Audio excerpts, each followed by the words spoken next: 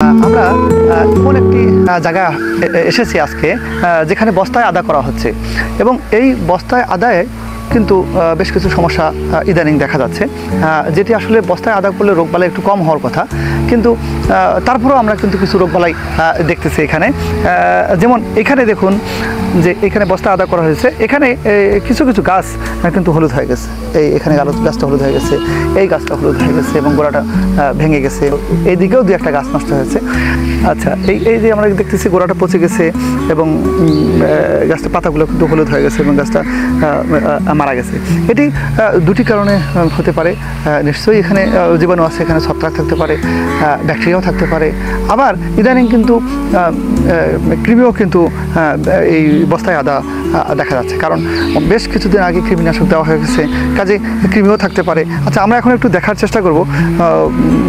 ছত্রাক থাকলে এটা আসলে ওইভাবে বোঝা যাবে না, এটা একটু মাইক্রোস্কোপে দেখতে হবে, কিন্তু যদি ব্যাকটেরিয়া থাকে তাহলে আমরা উস টেস্টের মাধ্যমে আমরা কিন্তু সহজে বুঝতে পারবো।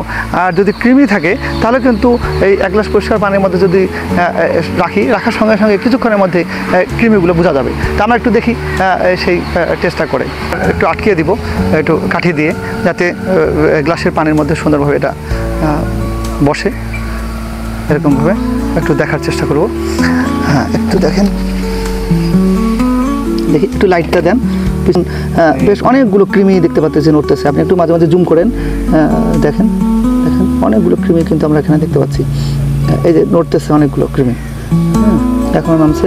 তার মানে এই যে দেখেন উপর থেকে নামতেছে, কিন্তু তার মানে এই যে গাছের গোড়ায় এটা যে পচে যাচ্ছে, এটা যদি শুধুমাত্র ছত্রাকের কারণে বা ব্যাকটেরিয়ার কারণে তা না, কিন্তু এটি কিন্তু গাছের গোড়ায় কৃমি থাকার কারণে, কৃমির আক্রমণের কারণে কিন্তু এভাবে নষ্ট হয়ে গেছে আমরা বলতে পারি। এবং এখানে আমরা যদি উপরের দিকে একটু দেখি, এখানে কিন্তু দেখা যাচ্ছে অনেকগুলো দেখা যাচ্ছে, কিন্তু এই যে নড়তেছে। হ্যাঁ, আপনারা যদি এই যে একটা বড় কৃমি আপনার দেখানো লেগে আছে, এই যে এটা নড়তেছে, কিন্তু গায়ে কাণ্ড লেগে আছে, এপাশ থেকেও লেগে আছে, এপাশ থেকেও লেগে আছে। তার মানে এই যে কৃমিগুলোর আক্রমণের কারণে কিন্তু গোড়াটা পচে গেছে। এবং এই কৃমির আক্রমণের ফলে আপনারা কিন্তু এখানে পরবর্তী কিন্তু ব্যাকটেরিয়া আক্রমণ হবে। জমি তৈরির সময় কিন্তু এখানে দানাদার কীটনাশক দেওয়া হয়েছে, কাজে এখানে এখন প্রায় 1.5 মাসের মতো সময় হয়ে গেছে, গাছগুলো বড় হয়ে গেছে।